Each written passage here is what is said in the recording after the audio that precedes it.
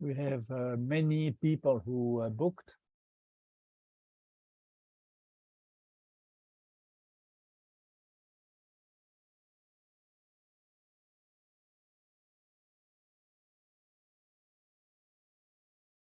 So if there is any problem, can you communicate with me through Zalo?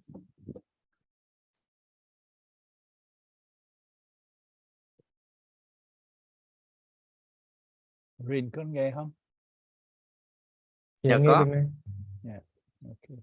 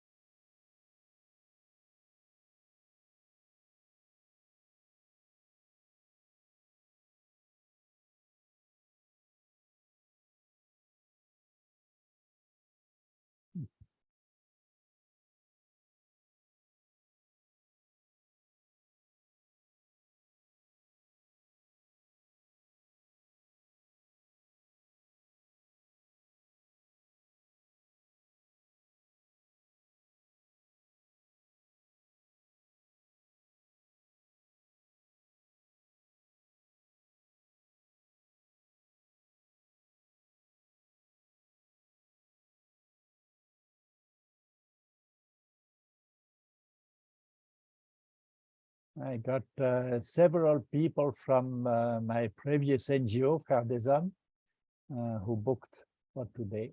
Quite happy.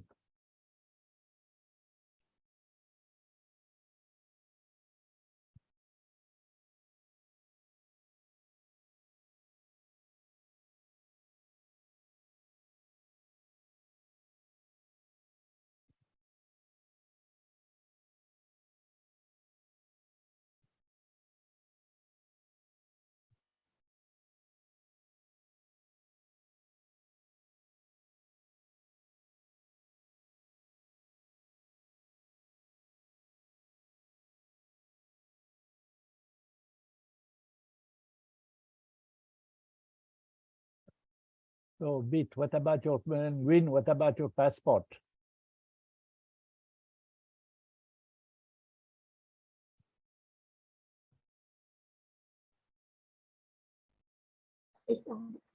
I'm still waiting. Still waiting. Okay.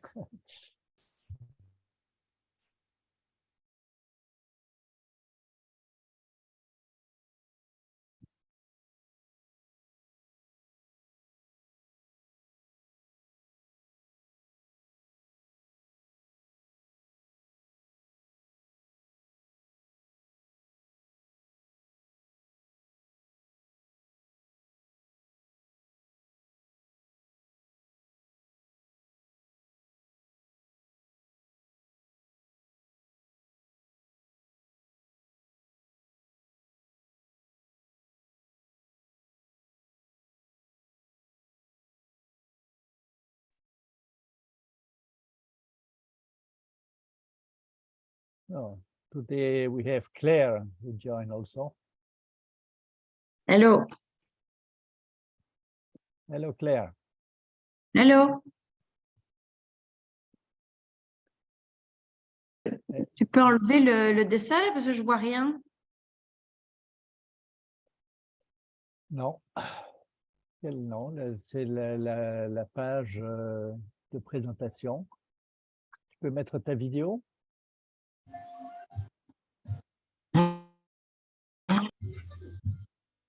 Ah, voilà, maintenant on te voit. Bonjour, Oh, Claire. this is my sister Claire. Hello, Tan. Hello, Claire. How are you? How are you? You don't change. Wow. You don't Long change. time no You're see. still the same. Hello. Yeah, How are you? yeah, I'm fine. Long time no see you. You have glasses as me, same as me. Yeah, yeah. Everything is okay for you? Yes, it's okay. Hello. Hello, Yeah. hello Claire, how are you? Hello, xin chào. Everything is okay. Wow. Hmm. Hello, Tan. Where you are now? Are you in the shop? Me? Yes. No. I'm now at one farmer Okay. in Binh province. Good. So we will see. Yes. Yes. So how many people we will be today? Well, this we don't know yet, but we have more than 30 people booked. Okay. Okay.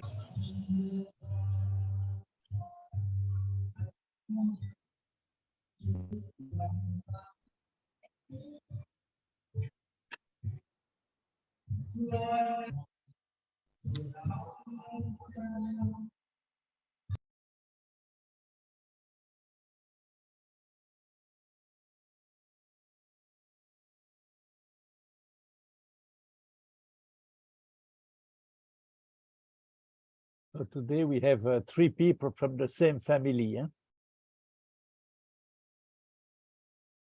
2 sisters, Claire and Isabel and me, at 3.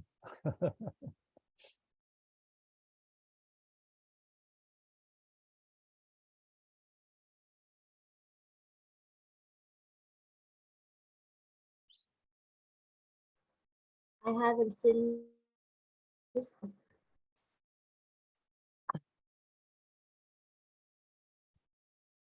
Turkey, we have cold. It's winter time.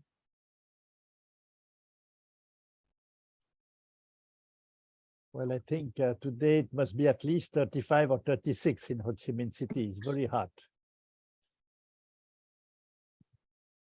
Attends, attends.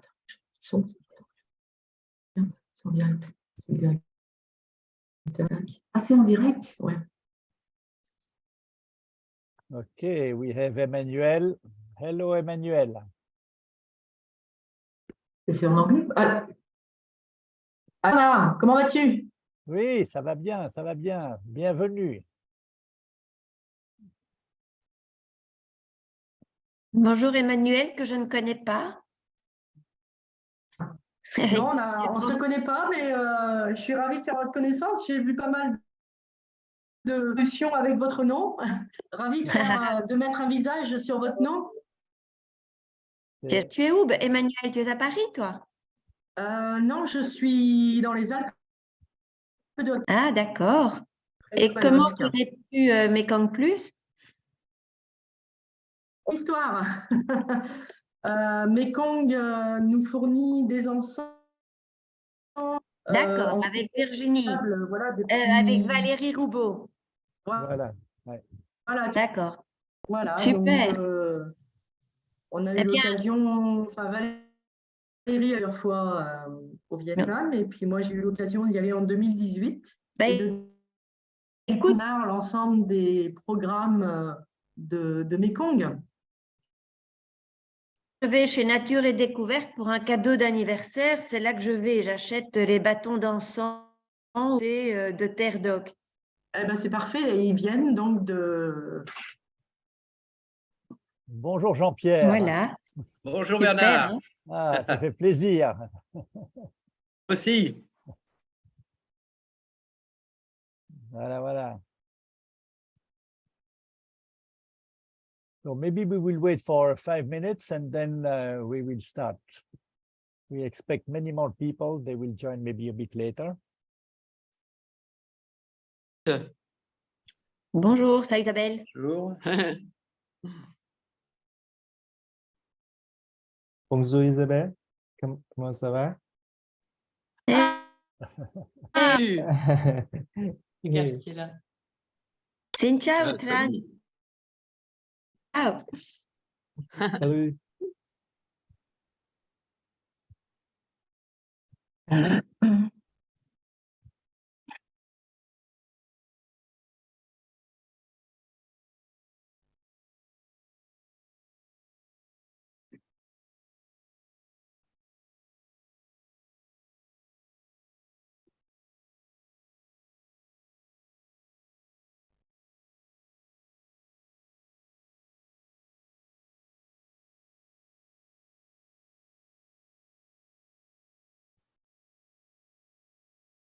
Alors, Jean-Pierre, on va se voir à la Pentecôte. Ah oui, ça va être un grand plaisir. Ah, ça fait longtemps, hein? Oui, Bon, la première fois en je ne sais combien d'années. oui.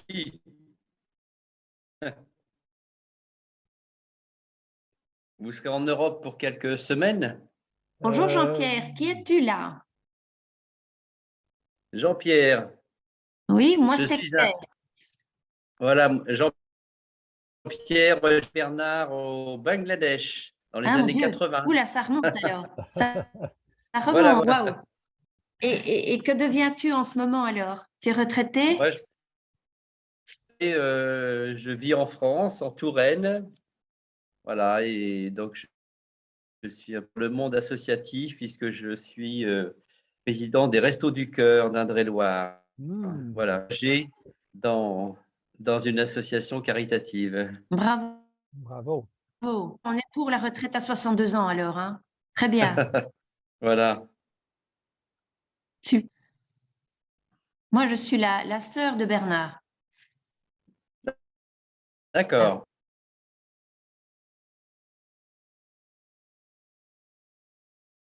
Tu vas avoir beaucoup de travail au Resto du Cœur, hein? Oh oui, oui, oui, oui, oui, on a une augmentation de cet hiver qui est très importante. On a accueilli plus de 20% en plus de C'est personnes. vrai.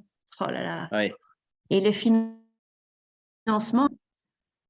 Ben, la générosité du public se maintient. La difficulté est plus maintenant de collecter des produits alimentaires hein, avec la réduction du nombre de produits dans les grands magasins. Oui, Voilà, donc on a un peu plus de mal à collecter des denrées alimentaires. oui, oui, oui. Et donc, c'est cela, hein? Oui, Tours, oui. Oui. Vous avez beaucoup là aussi? Dans la grosse ville, oui, qui est Tours, oui, on a d'étrangers, de migrants, beaucoup de nationalités Mhm. différentes, oui. Oui, oui. Mhm. Beaucoup d'étudiants étrangers qui n'ont pas beaucoup de moyens. Oui, on voit cela, hein. C'est incroyable ce qu'ils doivent acheter pour manger Oui, 100 € par semaine, hein. C'est rien du tout, hein. oui.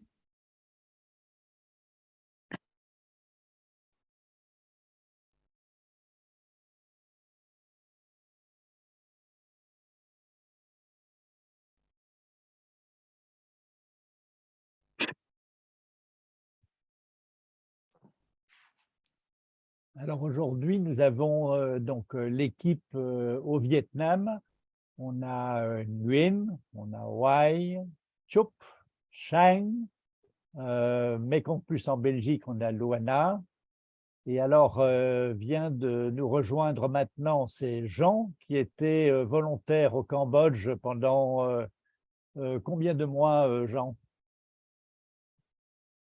Alors, bonjour à tous. Moi, je suis bonjour à tous.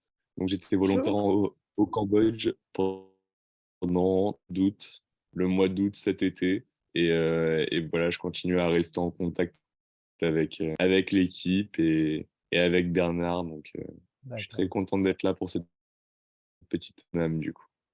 Bonjour Ben, Jean. Bonjour. Bonjour.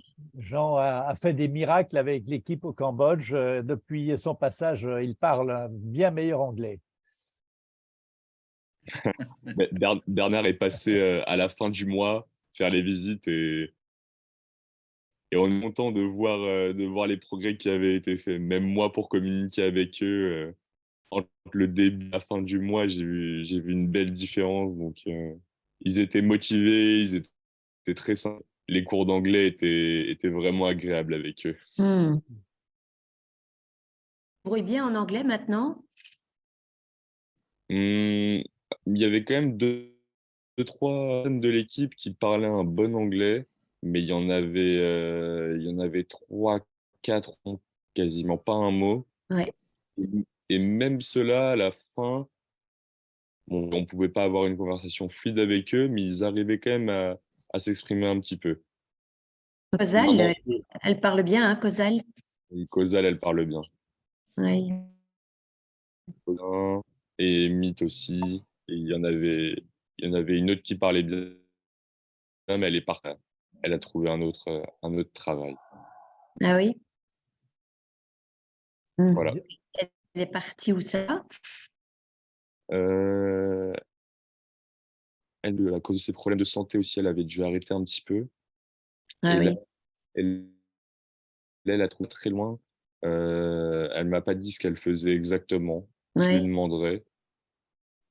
Hmm. Mais dans tous les cas, je continue à garder contact avec eux et c'est vraiment intéressant. Hmm. J'aimerais bien pouvoir y retourner plus longtemps lorsque mes en fait. Donc là, j'y suis allé un petit mois en août, mais c'était déjà. Je remercie encore Bernard du coup de m'avoir laissé l'opportunité d'y aller. Avec plaisir. Vraiment une issue. Bien, on va peut-être commencer. Là, on est 14. Donc, voilà, bienvenue, bienvenue au Vietnam.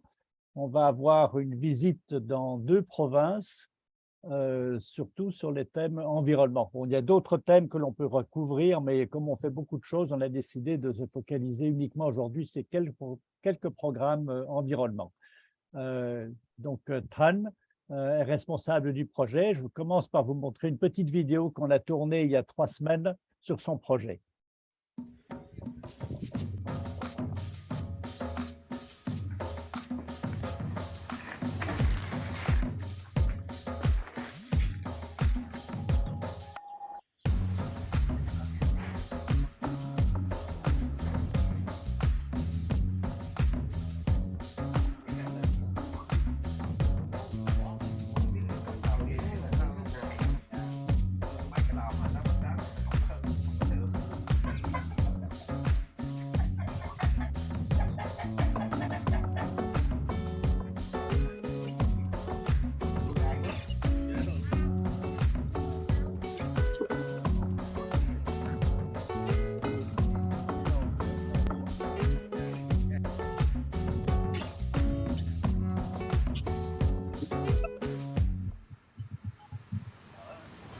Phần á, anh lấy phần đó anh mua tiếp một thùng.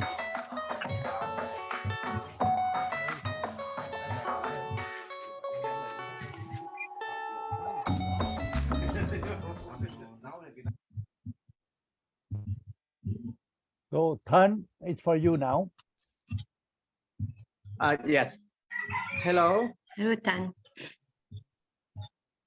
Hello, I'm Thang. I will be here for more than 24 years. And now I'm a manager of one up project in Ninh Thuận province. And I will show you related to circular farming to help poor farm improve their income and also to protect our environment. Now I stay at this farm and I will show you some activity. First of all, I want to show you about the gasifier. Gasify, we use the dry house. For this gasify, we use the dry house, and the gasify here produce heat and to cook meal. And after cook meal, got the biochar. Now I will how to produce heat. Okay.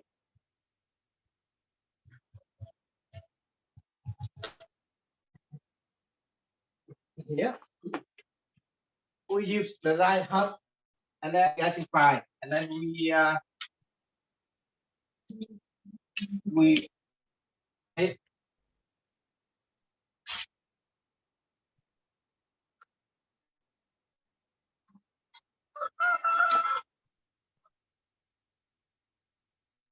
Yeah, easy.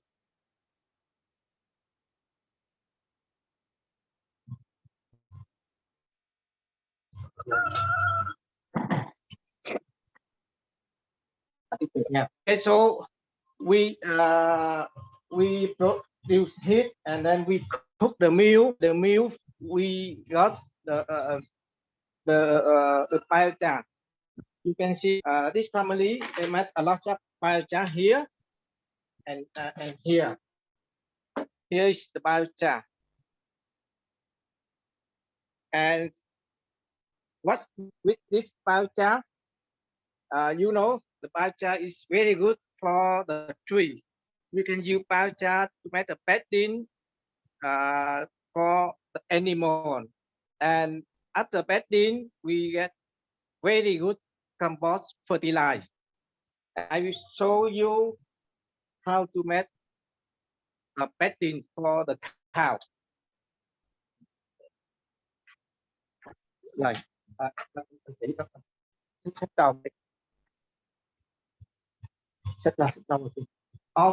of course, how the gasified work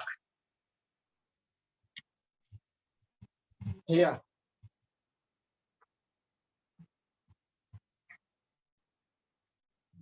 So you can see the part, and then we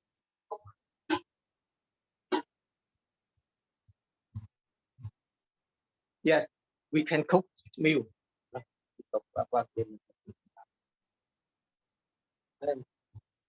You see? Rồi ta can set cái thùng bia cha. Nên là ta sắp thử cái thùng bia cha ra chưa? Yes, now I will show you how to make the bedding for the cow.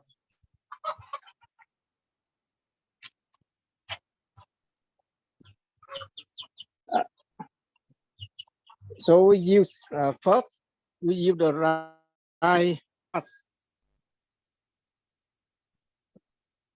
to make a layer cow, and then we put biochar on the rye husk. See?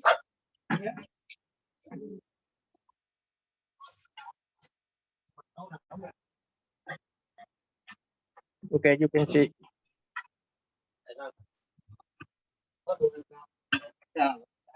Tại lớp biochar là you know biochar sort the urine of the cow and transform into fertilizer. It's become very good fertilizer. And this Mr. Xi, he also this is for cow. You can see his cow here.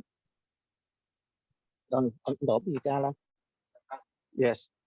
Rồi, anh đổ biochar lên. So it's very easy.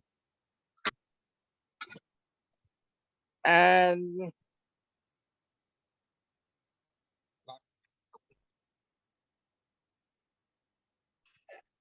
I will show you other activity. This family, he used the cow dung to raise larvae. Okay, we move to the place to raise larvae.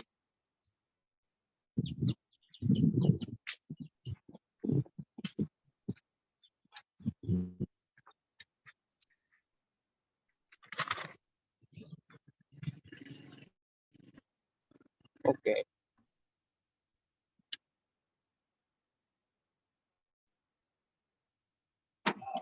Giờ mở ra coi. Không kỹ. Cái kia.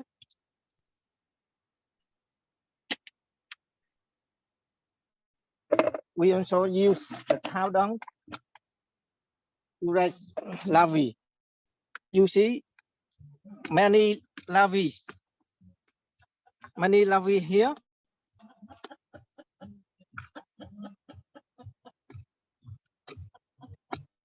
After larvae, after larvae, we also raise the earthworm, and you can see the earthworm here.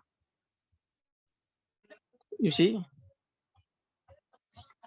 there's some earthworm, and after the earthworm, we very good compost fertilize.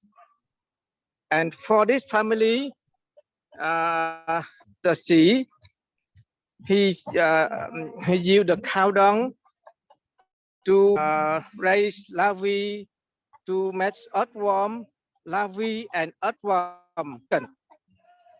And compost fertilize, he also put to his garden for the apple tree. And you know, here for his garden, he saved about $200 for the fertilizer. And food for the chicken, he also saved $US for the food for the chicken. And now you can see again the gasify. So it's just a short time, and we can cook, and it's so boil.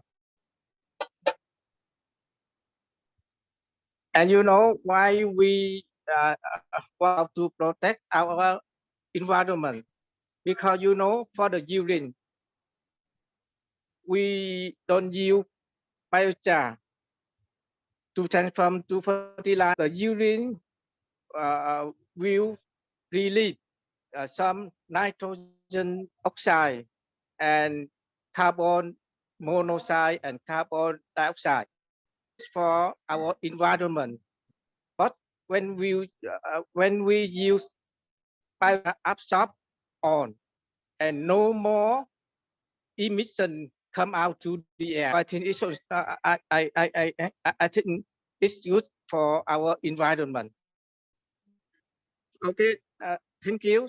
This on the activity this family. So if you have any question, you are welcome. Thank you.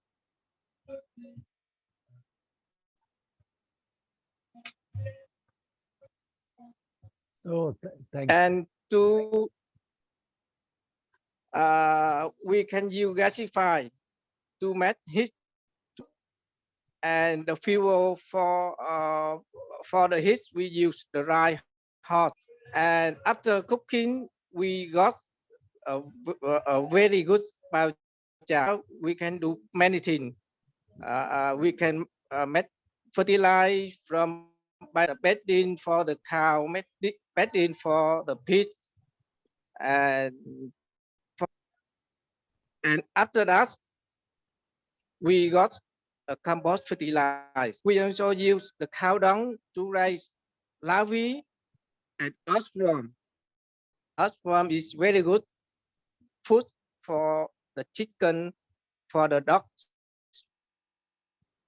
And after larvae and earthworm, we also very good fertilizer. So to do on this, the family will save a lot of money.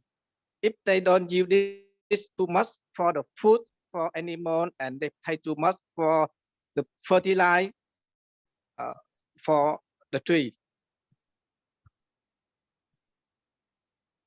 Okay. Thank you. Okay, thank you, Tan. Je vais donc maintenant reprendre les points principaux de sa présentation en français. Donc là, on met depuis longtemps en fait l'accent sur les bonnes pratiques agricoles, avec un souci, bon, d'abord évidemment que le paysan puisse faire des économies, mais de mieux protéger les sols et d'avoir de meilleurs produits. Dans les villages, en fait, les produits bio, entre guillemets, n'ont pas un meilleur prix. Par contre, un argument que nous pouvons avancer avec les paysans, c'est de réduire les coûts. Donc là, Tan a expliqué qu'il parvenait à réduire les coûts pour les animaux, les aliments pour le bétail et pour les engrais, à plusieurs centaines de dollars. Donc ça, c'est un argument qui porte très, très fort, et d'autant plus ces temps-ci, depuis à peu près 9 mois ou 1 an, en fait, le prix des engrais a triplé ou quadruplé. Donc, c'est dû à la crise énergétique, évidemment. Et donc là, maintenant, il y a de plus en plus de paysans qui se portent vers le bio parce qu'ils se rendent compte que financièrement, c'est intéressant. Donc, on a plusieurs techniques. Alors, le biochar, en fait, c'est alimenté avec la balle de riz. Donc, c'est un déchet. On peut utiliser la balle de riz, on peut utiliser d'autres choses comme les noix de coco, des déchets divers de la ferme. Et le biochar, en fait, permet de faire une économie d'énergie absolument considérable. Ça fait à peu près 10 $ par mois pour un ménage. Donc, un avantage donc, sur le coût de l'énergie. L'autre avantage, ce que Ton a montré, c'est les cendres. Les cendres du biochar sont un excellent complément d'engrais qu'il va mélanger à la bouse de vache, etc. Donc ça, c'est un deuxième avantage très, très important. Et le biochar, l'installation elle-même ne coûte pas très, très cher. Donc, c'est tout à fait abordable et très vite rentabilisé. Alors, on promeut maintenant aussi l'usage de l'urine humaine, pour remplacer une partie des engrais. Il faut savoir que les champs de riz, notamment, sont extrêmement polluants. Et donc, tout ce qu'on peut remplacer pour les engrais est vraiment un bon signe. Donc, c'est un gros avantage. Je crois que l'agriculture pollue davantage que tout ce qui est transport sur la planète, plus que les voitures, avions, camions, tout réunis, les bateaux. L'agriculture pollue davantage. Donc, c'est vraiment un axe de travail important. Alors, bon, on a vu aussi la vermiculture. Donc, ça, c'est intéressant à double égard parce que les vers vont produire un jus qui sera un très, très bon engrais, mais les vers eux-mêmes se multiplient et sont un bon aliment pour le bétail, que ce soit la volaille, les poissons, etc. Voilà. Donc, je vous laisse là maintenant la parole si vous avez des questions, parce qu'il y a des aspects un peu techniques et peut-être un peu nouveaux pour certains d'entre vous. Donc, n'hésitez pas à m'interrompre ou à poser des questions maintenant. Après, on va parler d'autres sujets, notamment des déchets plastiques. Si vous avez des questions, c'est le moment.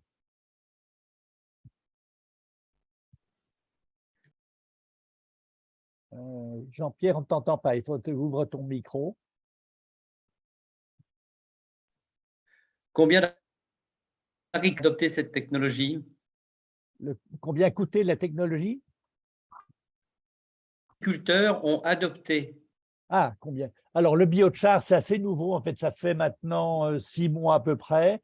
On est à quelques douzaines de paysans dans les différentes régions où nous travaillons. C'est un peu lent pour plusieurs raisons. Une des raisons, c'est que, en fait, parfois, il n'y a pas assez de déchets agricoles disponibles. Par exemple, la balle de riz est vendue par les paysans à d'autres qui font des cultures, aliments pour bétail, etc. Et donc, la balle de riz coûte trop cher et le biochar n'est pas intéressant. Un autre inconvénient est que le biochar, comme vous pouvez l'imaginer, est assez lourd, c'est chaud. Et donc, quand les paysans vont travailler au champ, eh bien, les enfants ne peuvent pas cuisiner. Ils ne peuvent pas utiliser le biochar. C'est trop dangereux pour eux. Donc, les paysans sont obligés d'avoir une autre installation pour cuire les repas. C'est deux inconvénients majeurs. Le coût du biochar lui-même, c'est de l'ordre de 70 € à peu près. Donc, ce n'est pas très, très cher. Donc, c'est vite amorti dans la mesure où il y a donc, le combustible disponible dans la région.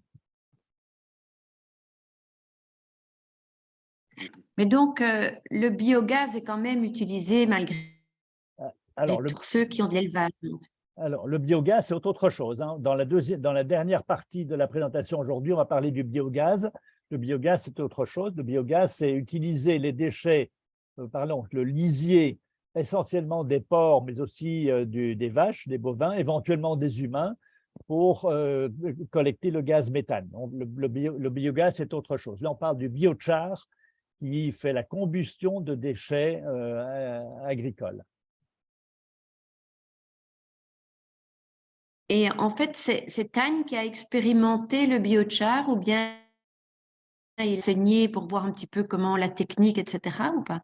En fait, donc c'est assez amusant, il y a un Américain qui a fait ses études à Louvain et qui est actuellement au Vietnam et qui est un fanatique du biochar, qui en fait une promotion tous les jours quasiment sur Facebook et autres, et donc qui nous conseille, c'est un type très sympathique, et donc il nous conseille techniquement. Donc il y a plusieurs personnes de nos projets qui sont allées sur la ferme, il s'appelle Paul Olivier, et donc ils sont allés chez Paul, et donc ils suivent ses conseils pour voir petit à petit comment on peut en faire la promotion. Alors, bon, il faut voir aussi comment on applique les choses, parce que nous, on travaille essentiellement avec de petits paysans, hein, des gens grosso modo qui vivent avec $1 ou $1,50 par jour et par personne. Donc, certaines techniques ne sont pas tout à fait adéquates.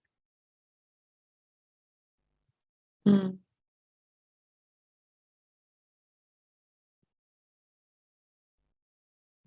Bien, on va passer au deuxième sujet. Ça ne vous empêchera pas de poser des questions après, encore sur le biochar et les composts.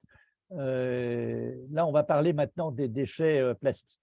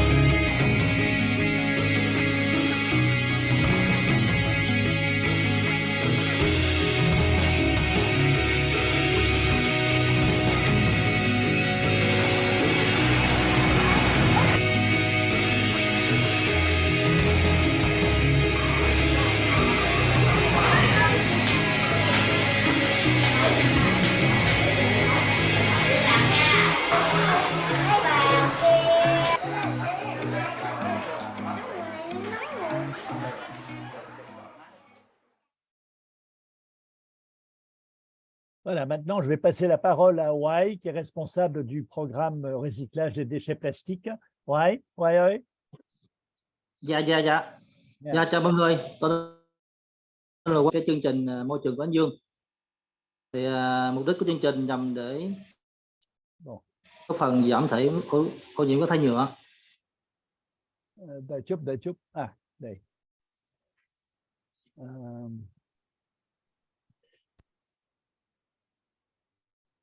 Alors, je vais essayer de l'agrandir. Dạ, Wai nói đi. Dạ, rồi. Dạ, Wai, người quản lý chương trình môi trường của Anh Dương. Donc, il travaille pour l'ONG Anh Dương, qui est un de nos partenaires, une des ONG vietnamiennes que Mekong+ a mis sur pied. Chương trình nhằm để giảm thiểu ô nhiễm các thải nhựa. Donc, notre objectif est de réduire la pollution. Thì chương trình này mình có hai hoạt động. Thứ nhất là làm nhà làm bằng ghế nhựa. Donc, on a plusieurs volets. D'abord, on collecte les déchets et puis on produit des panneaux faits avec des déchets plastiques compressés. Thì về nhà nhựa thì mình đã làm được 17 căn. Donc, pour les grands panneaux, on peut construire des maisons. 2023 thì dự kiến làm thêm khoảng 13 căn nữa. Et donc là, pour le moment, on a 13 maisons en construction. Yeah. Về làm bằng thì xin giới thiệu với bạn đây là cái cơ sở sản xuất tấm nhựa của ở ấp 5 xã Vinh. Avec de petits panneaux, on peut faire du mobilier scolaire. Đây là cái hệ thống, mình có hai thống máy, nhất là máy sản xuất tấm nhựa và máy. Première chose, il faut broyer les déchets. Máy nghiền ni lông của mình.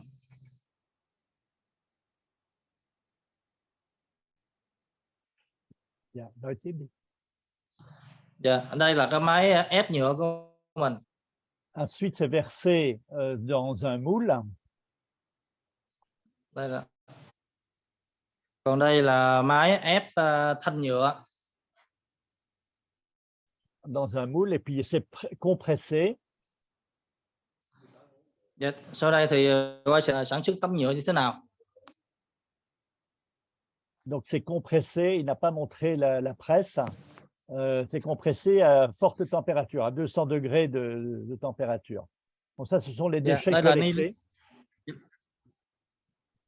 Đây là ni lông mình thu gom được, mình sẽ làm sạch và phơi khô.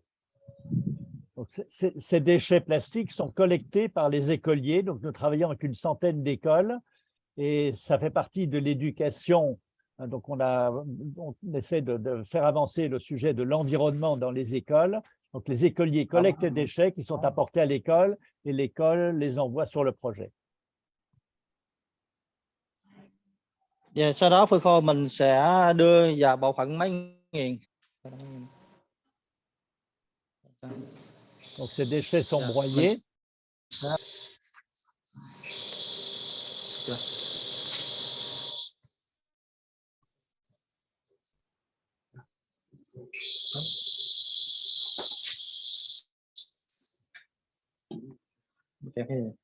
Thì ni lông sẽ được nghiền nhỏ như thế này.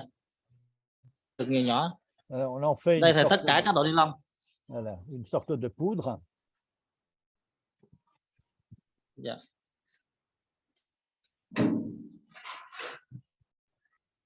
Đây là tất cả ni lông gồm bọc ni lông và ly nhựa và các loại nhựa khác.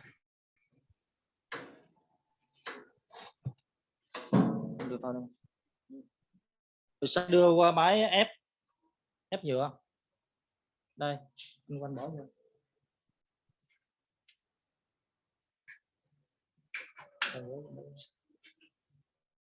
Rồi. Số lượng ni lông chúng ta 3 kg. Donc là, on verse 3 kg de cette poudre. Thời gian chúng ta ép là 40 phút. On va le compresser pendant 40 minutes. Và máy ép thì còn có hai phần, phần dưới cục nóng, trên cục nóng ở dưới. Thì chúng ta giữ nhiệt độ là 190 độ. Voilà, 190 degrés la température. Từ đây thì thời gian khoảng 40 phút là chúng ta sẽ lấy ra, nhựa đã chảy thì chúng ta sẽ lấy ra. Après 40 minutes, on peut retirer la plaque. Lấy ra chúng ta sẽ cố định nó lại ở bên đây. Thời gian cố định là khoảng 2 tiếng đồng hồ chúng ta sẽ lấy ra. Donc là, on va la mettre dans une deuxième presse pendant 2 heures où elle se refroidit. Dạ, thì đây là cái tấm mà chúng ta làm như thế này. Có kích thước là 46. Donc là, c'est 40 sur 60 cm. Dạ. Thì chúng ta sử dụng tấm nhựa này để làm bàn học sinh. Và thì đây là cái sản phẩm mà chúng ta làm. Voilà donc le mobilier scolaire qui sort donc pour 2 ou 3 écoliers. Dạ, chúng ta có thể làm bàn hoặc là 2 chỗ ngồi. Dạ. Bên cạnh đó những cái bàn học sinh học tại nhà thế này. Donc ces panneaux sont polis. Dạ, về máy ép thanh nhựa. để máy ép thanh nhựa thì chúng ta sẽ ép ra những thanh nhựa như thế này. Alors, on peut aussi faire des bâtons, hein, qui đường peuvent kính servir à différents usages. và kích thước là mm và 4 mm. Chúng ta sẽ sử dụng những thanh nhựa này có thể làm những cái ghế như thế này. Voilà, par exemple, on peut fabriquer de petits tabourets. Dạ. Thì mỗi ngày thì chúng ta sản xuất được là 8 tấm, và thanh nhựa thì chúng ta cũng sản xuất được 8 thanh. Pour le moment, on est vraiment en phase pilote, donc on peut faire 8 ensembles par jour. On doit progressivement monter en productivité, hein. Donc, ce qui nous bloque un peu, c'est la vitesse de la presse. Donc, et puis, bon, les ouvriers aussi sont tout à fait débutants, donc progressivement, on pense pouvoir doubler ou tripler la production.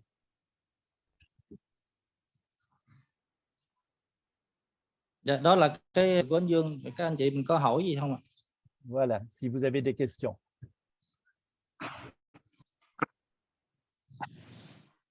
Oui, j'ai une question. Est-ce toutes les sortes de plastique ou est-ce qu'un tri préalable est nécessaire? Non, il n'y a pas de problème. On exclut le PVC. Pourquoi le PVC? Parce que le PVC dégage des gaz dangereux, toxiques. Et sinon, tout le reste, on prend. Les sacs en plastique, les bouteilles, les sandales, etc. Alors, bon, on a aujourd'hui, donc ça c'est un petit Bernard, atelier. j'avais juste une question. Attends, je vais terminer la réponse. On a donc 3 usages aujourd'hui. Un, c'est le mobilier scolaire, parce qu'on a cette petite presse qui nous a été donnée par un professeur à la retraite, un Autrichien ici, qui est très sympa et qui nous guide un peu techniquement. Mais pour les maisons, on doit faire des grands panneaux, hein, sur des panneaux qui font 2,40 m sur 2 mètres. Et là, on est obligé de sous-traiter. On travaille avec une autre entreprise sociale qui est assez loin, parce que ces machines-là sont assez coûteuses. Donc, il faudra investir 50 ou 60 000 euros pour les acquérir. Et donc, on n'a pas le volume suffisant que pour justifier cet investissement. Et le troisième volet, c'est le plus étonnant peut-être, c'est la pyrolyse, c'est-à-dire transformer les déchets plastiques en carburant.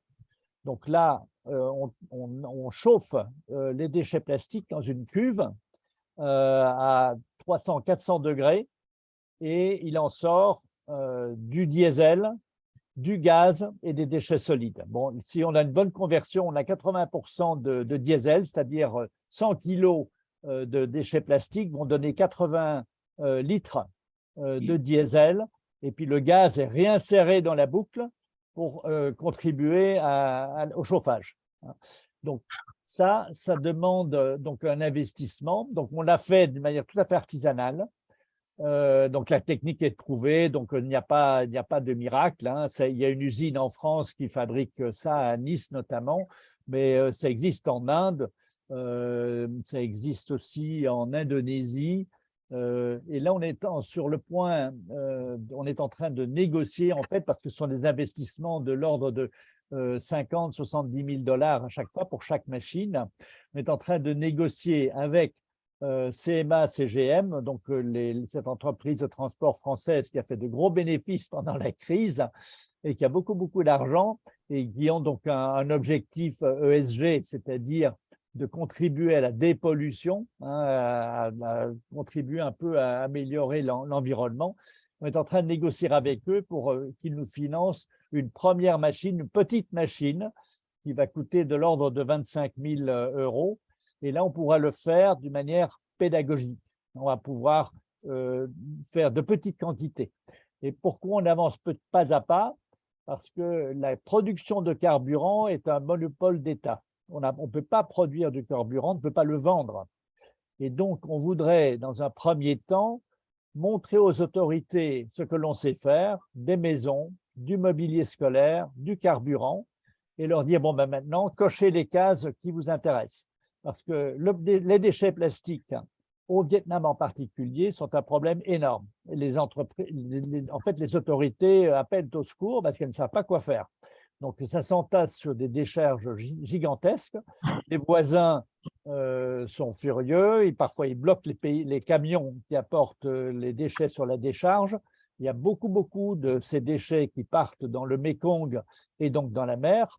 Donc, le Vietnam est, paraît-il, un des 4 pires pollueurs au monde pour les déchets plastiques. Alors, on pourrait dire, bon, mais comment est-ce qu'on mobilise les paysans, les villageois, les écoliers? Alors, on a réfléchi un peu parce que l'environnement, c'est quelque chose d'un peu abstrait pour beaucoup de monde. Les paysans vietnamiens sont victimes des changements climatiques, mais aussi le delta du Mékong est une des régions au monde les plus vulnérables. Donc, on estime que d'ici une vingtaine d'années, il va y avoir 25 millions de paysans vietnamiens qui vont devoir déménager. Pourquoi? Parce que la mer monte et le delta s'affaisse. À force de pomper pour une agriculture intensive, le delta s'affaisse d'à peu près 3 cm par an. Donc, c'est une catastrophe en devenir, c'est énorme. Et donc, comment mobiliser les paysans, les villageois sur cette problématique? On ne peut pas leur demander de prendre moins souvent l'avion, de rouler moins en voiture, de manger moins de viande, etc., parce qu'en fait, eux-mêmes ne sont pas de grands pollueurs. Par contre, les déchets plastiques, ça embête tout le monde. Ça bloque les hélices dans des bateaux, ça pollue l'agriculture. Et quand on leur dit que, vous savez, tout humain consomme à peu près 5 grammes de déchets plastiques par semaine, c'est-à-dire l'équivalent d'une carte de crédit, et que ces nanoparticules dans le corps humain provoquent toutes sortes de problèmes neurologiques, des cancers, etc., alors ça, les villageois le reçoivent 5 sur 5, parce qu'une des causes les plus importantes de la pauvreté, c'est la santé, c'est les accidents. Donc, le cancer, ils connaissent. Ils en ont très, très peur. Donc, quand on leur dit « attention, les déchets plastiques, c'est dangereux », là, ils sont d'accord. C'est sur cet axe-là qu'on travaille. Voilà, je crois que c'est Emmanuel qui avait une question, non? Oui, merci. Bien passionnant. Je m'intéressais à savoir quelle est l'énergie utilisée pour faire machine actuellement. Donc, pour la presse, c'est l'électricité. Pour le broyage aussi. Pour la pyrolyse, au départ, ça va être l'électricité. Mais c'est ça. Mais après, dès que le processus est enclenché, on utilise en fait les gaz produits par la pyrolyse pour alimenter la boucle. Et donc, on n'a plus besoin d'électricité. En fait, le carburant produit, si on atteint un certain volume, notre objectif est de traiter moins de 100 kilos par jour. Et donc, ça, c'est le plus grand challenge, parce que des usines à pyrolyse, il en existe beaucoup dans le monde, mais qui traitent plusieurs tonnes par jour. Et pourquoi nous, on veut faire seulement une centaine de kilos? Parce qu'on pense qu'il n'est pas raisonnable de transporter des déchets plastiques sur de longues distances. Donc, ce que l'on sait récolter avec les écoliers en une journée, c'est une petite centaine de kilos. Donc, on voudrait traiter les 100 kilos sur place, pas de transport, créer des emplois sur place, et puis aussi ne pas trop énerver les autorités si elles voient une grande usine qui, bon, ça va les énerver, quoi. Donc, ça, c'est un problème très important au Vietnam. Donc, le grand challenge aujourd'hui pour nous, c'est de faire fonctionner un système pyrolyse avec d'une manière rentable, c'est-à-dire que produire du carburant à peu près 80 centimes euros le litre, c'est-à-dire un peu moins cher en fait que le litre de diesel au Vietnam actuellement. En théorie, c'est possible, donc il faut qu'on avance. Ok, super, merci Bernard.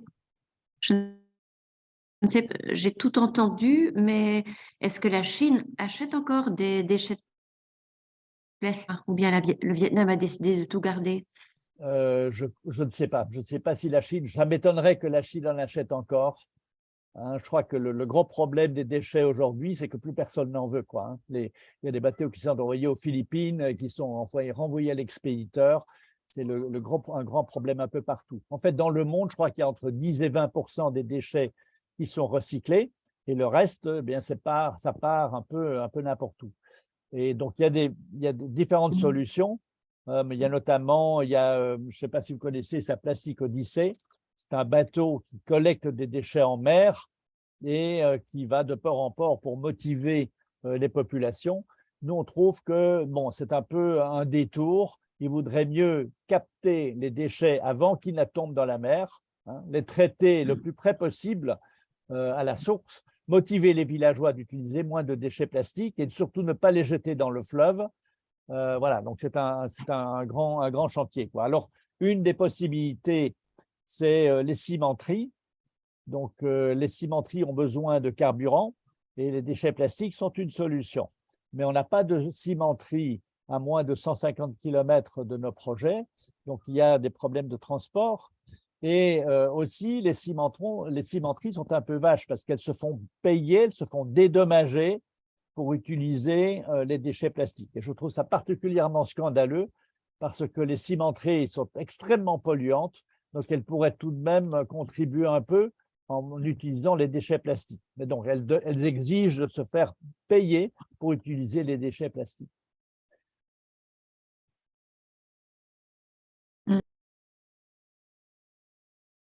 C'est vrai qu'en Inde, c'est plus de 5 ans que les maisons en plastique se font, hein. C'est incroyable avec le nombre de tonnes de déchets qu'ils produisent. Alors, on travaille en Inde, effectivement. On travaille aussi avec Rudra, qui est une petite entreprise sociale à Pune, qui, elle, fait de la pyrolyse. Donc, aujourd'hui, on parle beaucoup de recyclage. En fait, techniquement, il n'y a pas de problème. Techniquement, il y a beaucoup de solutions. Ce qu'il faut absolument, c'est de trouver des solutions qui soient équilibrées financièrement. Si par exemple, une des solutions en Amérique latine ou en Afrique, c'est de faire des maisons en briques, ciment, plastique, des ciments mélangés à du plastique. Mais d'après nos calculs au Vietnam, ça augmenterait le coût de la construction de 30%. Donc ça, on ne peut pas l'imposer aux paysans parce que nous, quand on dit on fait des maisons, en fait, on apporte une petite subvention aux paysans. On ne va certainement pas payer toute la maison. De même, au Vietnam, on aide les gens à faire des routes, des chemins et des ponts.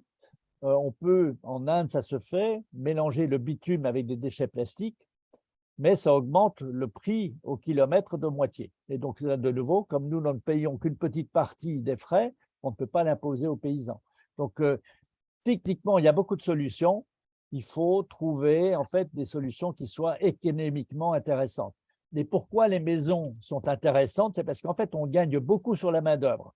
En fait, faire une maison, si vous avez eu le temps de voir dans la vidéo, vous construisez une charpente métallique, un peu comme un mécano, et puis après, simplement, vous vissez les panneaux sur la charpente. Et là, vous gagnez beaucoup de temps. Vous faites une maison en une semaine, et donc vous gagnez beaucoup en frais de main-d'œuvre.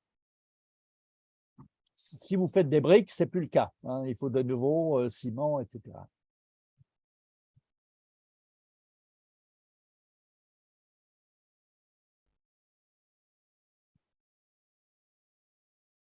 OK, on n'a plus de questions?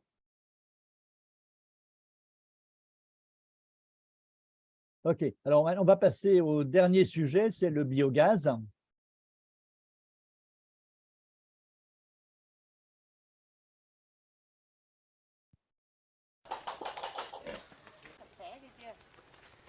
Tu vois, il y a une grande cuve en ciment ici en dessous.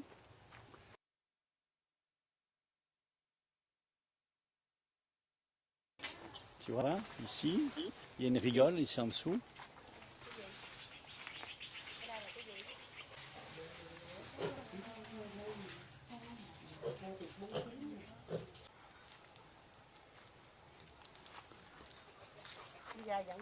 Vô cái bình ga đó. Con mở ra ra. Bật cái châm cái go này nó đón. Đấy, bật bên đây sao con. Bật ra mạnh ghê á. Ivan, t'as vu? Ra mạnh đúng rồi. Shang. Je vais passer la parole à Shang, qui, elle, est dans le delta du Mekong et qui va donc présenter le programme Biogaz. Hello, everybody. Hello, everybody. I am Sang. I am a center. Today, I will take you to visit Miss Hằng, Miss Dao, the farmer who installed the biogas system. See Miss Dao.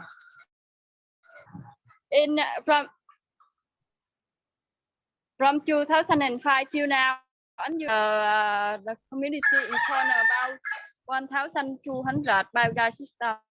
Each biogas system cost about 60 euros. To install the biogas system, the farmer have at least 4 pigs. And this I will show you the pig ton and the structure.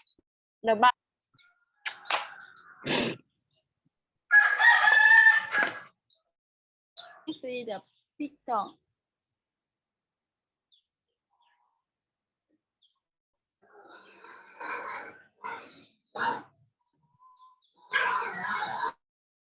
Lot of pig.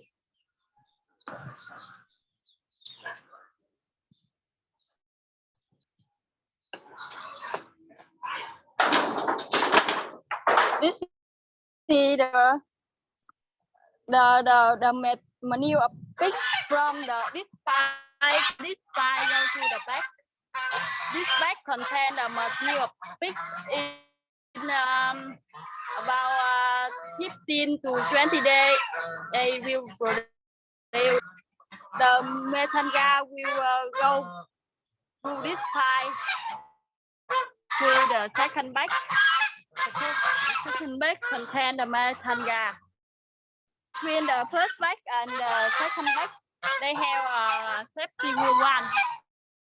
Both orders, when the gas is high, it's but will have to reduce the pressure.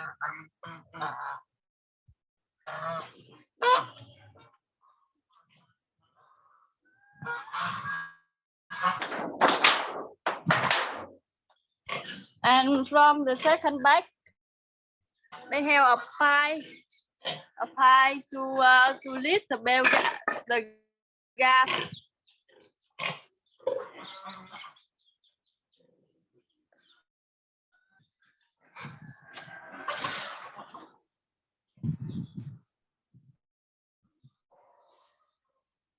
And this is the kitchen.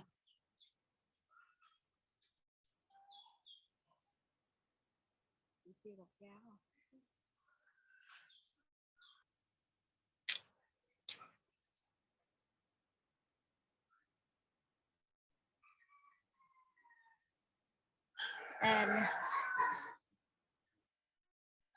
some benefits of the installing biogas system. Firstly, it helps to pollution from the manure of pigs. In a way, the farmer they raise pigs and they release the manure of pigs to the river. This makes the river very polluted. Secondly, it helps the farmer to buy gas and firewood. With one biogas can help the family save about 70 euro the cost.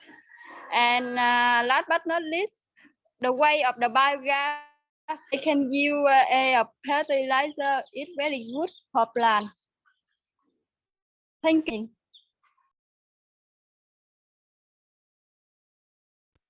Thank you, Shang.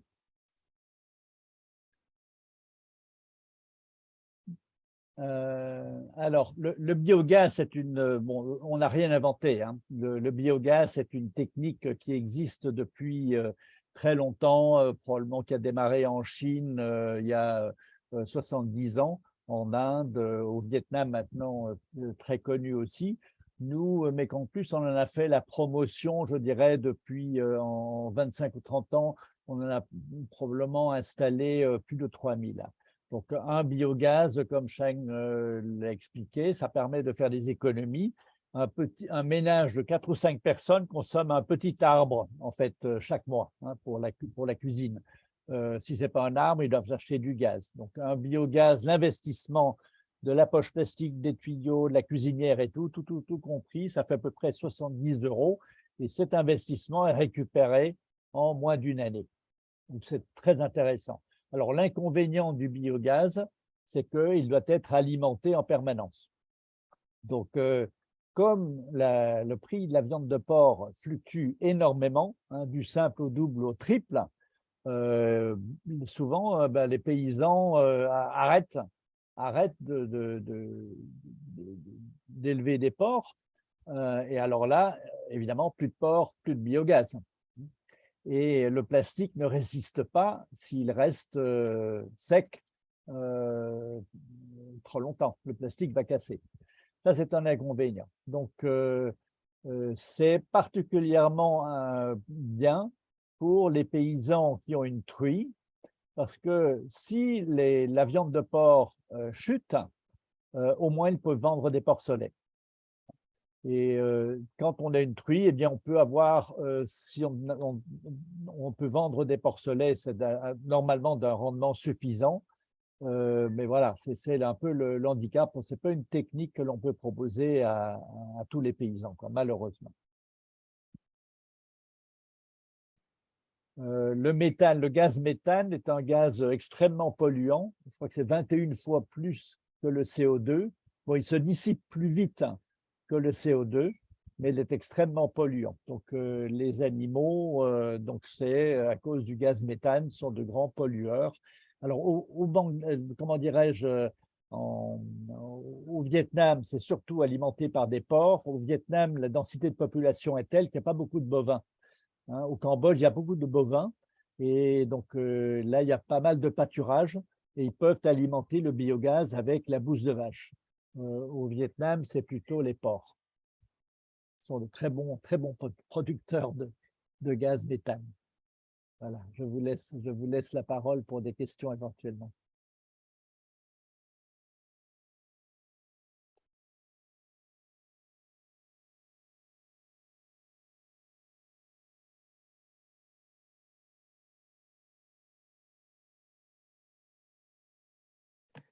Oui, une question. Donc, le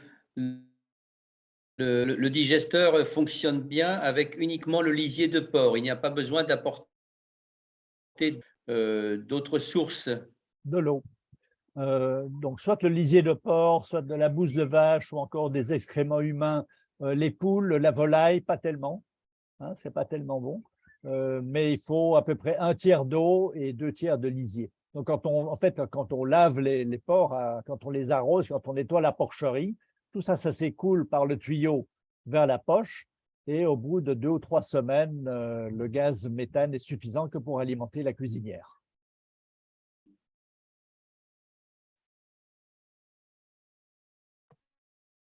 Une alternative au biogaz qui est aussi intéressante, c'est la litière sèche. C'est-à-dire qu'on a une petite porcherie ou un petit abri pour les animaux et on met simplement la paille de riz comme couche que l'on va traiter avec le trichoderma, qui est un champignon bio, organique, pour éviter les maladies.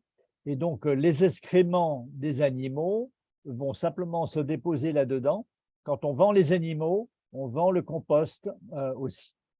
Et ça a l'avantage de ne pas, on n'a pas besoin d'eau, ça fait moins de main-d'œuvre. On ne doit pas laver les animaux en continu.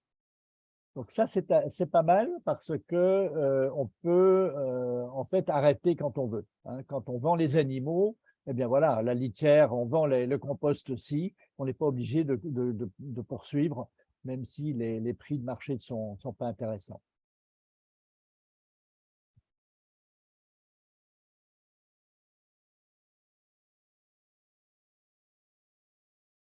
Alors, il y a, je ne sais pas si vous avez remarqué, dans la petite vidéo, il y a des biogaz qui sont enterrés.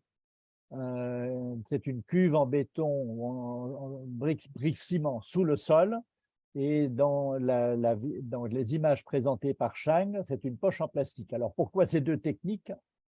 En fait, au Cambodge, les animaux sont en liberté et vraiment, ils vont un peu n'importe quoi et ils tombent sur la poche en plastique et ils la déchirent.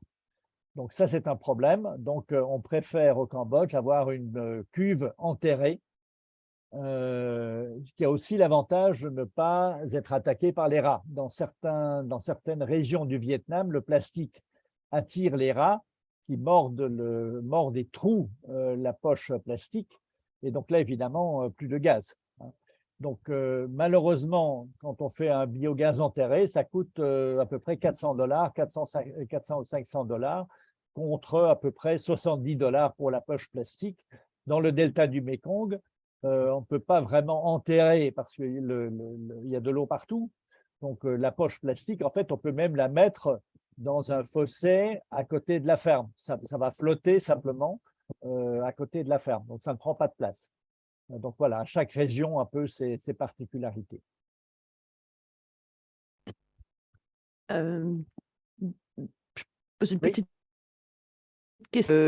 Chez nous, en Europe, on a remplacé aussi pas mal le béton, je pense, entre autres, c'est un peu la même idée. On les a remplacés en plastique. Et voilà. Ça peut de faire peut-être avec les déchets plastiques des fosses pour le biogaz qui seront plus résistantes, même si elles sont mises à l'extérieur. Oui, à voir. Je ne sais pas. Encore une fois, techniquement, c'est possible. Il faut voir si financièrement, c'est intéressant. La poche de plastique, ici, au Vietnam, ça ne coûte pas cher. Hein. Et voilà, donc c'est un peu ça le challenge, toujours.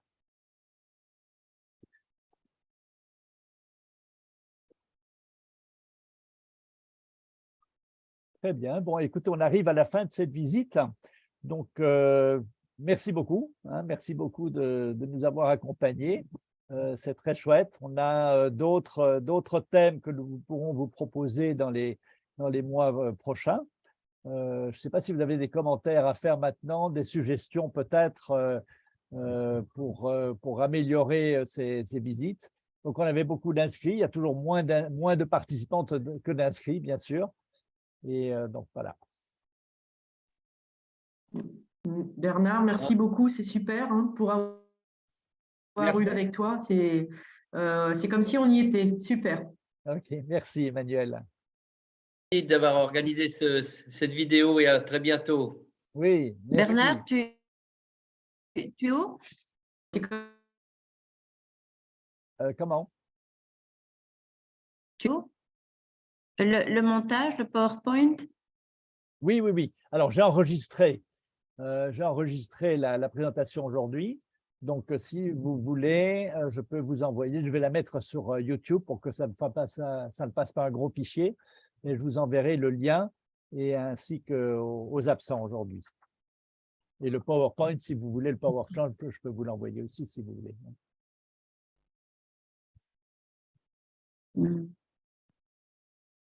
Très bien. Merci. Super, merci. Merci beaucoup. À bientôt. Bonne journée à tous. Oui. Au revoir à tous. Merci, Au revoir. au revoir. Bonne journée. Oui. Au revoir. Au revoir. Au revoir, bonne journée. Bernard, excuse-moi, je peux te poser une petite question? Oui, bien sûr, Jean. Là, sur les 3 mesures, j'en ai vu, à part le biogaz, j'en ai pas vu qui était par rapport même au recyclage plastique. Il y a moins de déchets plastiques au Cambodge? Oui. Il y a moins de Il y déchets en a plastiques. beaucoup. Ouais. Ok. Et on n'a Ok. pas de. En fait, souvent, ce que l'on fait, c'est qu'on démarre un programme pilote dans une région plus facile avec les autorités, notamment dans le delta du Mékong, c'est plus facile. Et après, on peut l'envoyer, on peut la tester dans d'autres régions. Donc là, ce qu'on espère beaucoup, c'est là où tu étais au Cambodge, par exemple, les déchets plastiques ne sont pas collectés, notamment les bouteilles plastiques ne sont pas collectées, pour la bonne raison que les bouteilles, ce n'est pas lourd, et donc transporter des déchets plastiques sous forme de bouteilles, c'est extrêmement volumineux et ça vaut 3 fois rien. Donc, voilà, donc ce n'est pas collecté. Alors, notre rêve, c'est qu'une fois que notre technique sera bien au point, c'est de faire le même programme au Cambodge.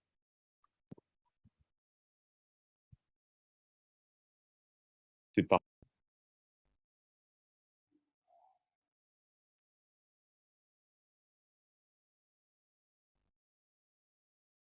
Très bien. Eh bien, au revoir. Bonne journée à vous Merci beaucoup tous. pour la visite. Bonne journée à tout le monde. Merci Mireille, ça fait plaisir de te revoir. Au revoir. Au revoir Bernard, merci beaucoup. Oui, au revoir Emmanuel. Bon courage. Oui, oui, merci beaucoup. Merci à tous.